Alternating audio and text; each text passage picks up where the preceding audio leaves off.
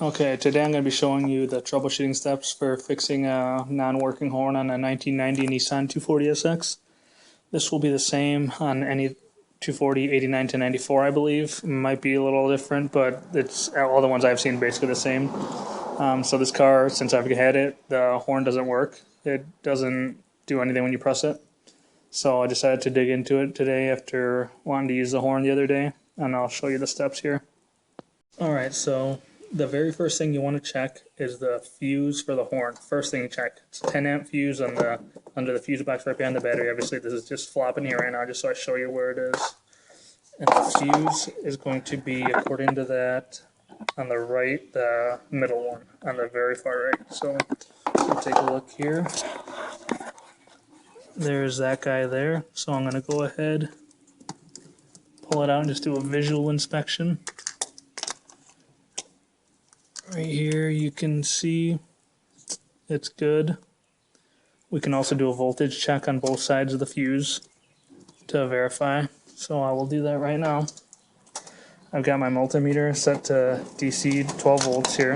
Just a basic multimeter from like your Harbor Freight or whatever. So I'm going to put my negative terminal from the meter and the negative terminal on the battery. Then just to check to make sure I got a good ground, I'll touch that one to there, show 12 volts. So from there, I'm going to touch one side here, 12 volts on that side. I'm going to go to the other side here with the meter. Just on the tips there you can see 12 volts there. So the fuse is good, the power is good to this fuse. So we're going to move on now. Alright, so the next step is going to be to do a basic visual inspection of the horn. The horns are going to be a positive trigger. They're ground through the bracket here. So you pop off this guy essentially here. This is one of them here. It's just a little spade connector that goes here. And you put your meter lead on the black one on the negative. Then your red one you're going to poke right into here. And then you're going to press the horn. And you're going to see if there's voltage or not on the meter. So I'll show you that here in just a sec. Alright, so right now I've got my girlfriend holding the horn down right now. Absolutely zero voltage going to the horn wire, essentially, then to the horn. So we know there's an issue there. So the fuse is good, but not getting voltage to it. So next thing we're going to do is go to the relay. The relay is over here on the driver's side under this box here. So you're going to see the horn relay right there. So we pull that off here, it's going to be this relay here. Okay, and then looking at this relay, it's actually a very simple setup. It's only 3 wires going to it. 2 are going to be the trigger and 1's going to be the horn. So essentially one of these is going to be going right over to the horns themselves. One of these is going to be going off of the horn button on the steering wheel. And then one of these is going to be voltage. Constant 12 volts. So I'm going to go ahead first and try to find which one goes to the horn, the physical horn up here in the front. So I'm going to do a continuity test, which will be really simple, from here to one of those until I get continuity. So I'll show you here in just a second. Okay, for this next step, I'm going to go ahead and test continuity from the horn wire over to the relay connector there. And I've got my multimeter set on continuity with an audible, I guess, reassurance that there's continuity. So I'm going to show you here how it works. Touch the leads together, there's continuity. So if you touch a wire on one end and on the other, it'll do this as well. So I got one end here going into the wire that connects to the horn. Then I've got the other one here. Well, here, I'll show you. There's that one there. And the other one, I'm going to probe these until I hear the beep, which is continuity.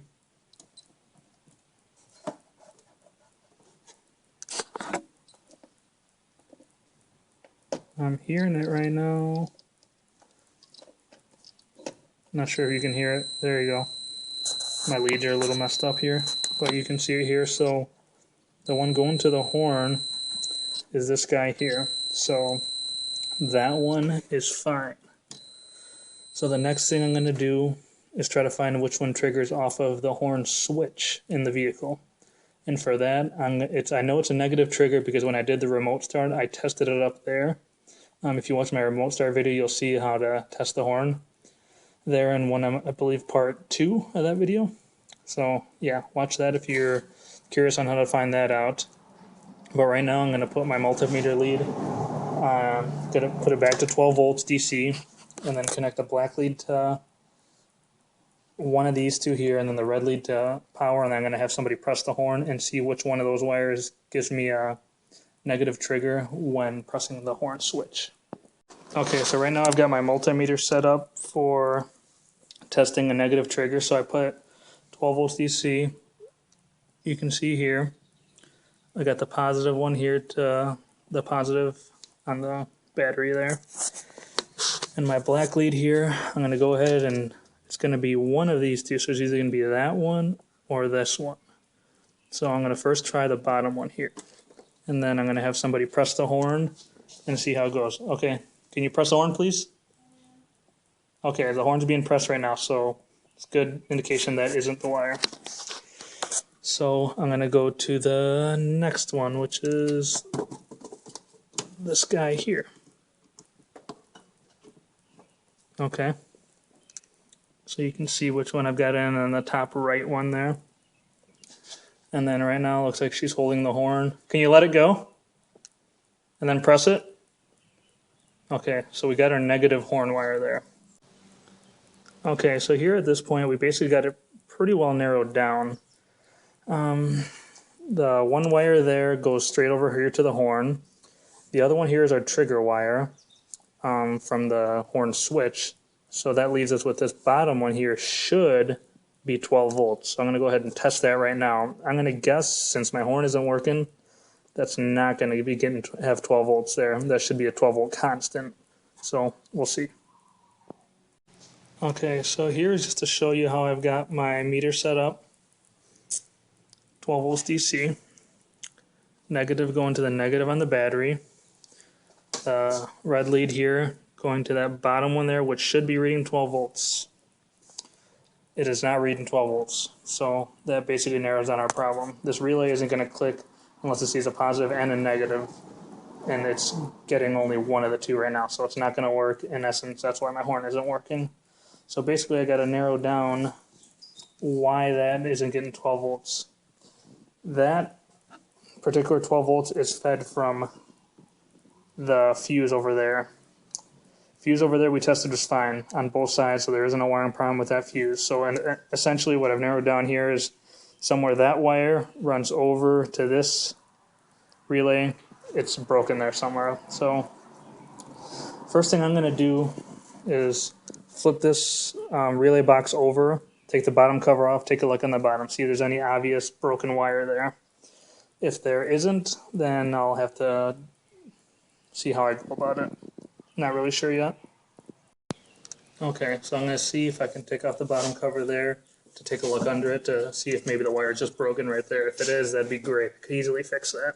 But what I really don't want to do is trace the wire. So if it's not broken up under here, I'm just going to go ahead and run 12 volts straight to there and be done with it. So it's kind of a mullet hack job way to go, but if it works, it works.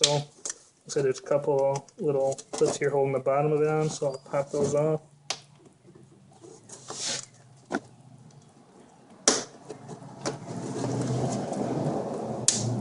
Just be really careful because, you know, this car's 26, 27 years old, so you don't want to break those clips.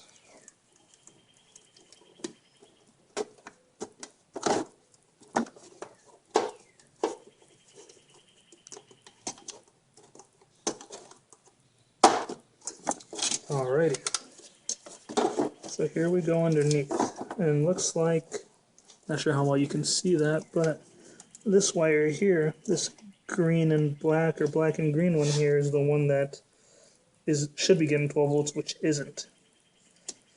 Don't see any obvious breaks here, so it's looking like I'm going to have to go a little mullety on this and just run 12 volts to it.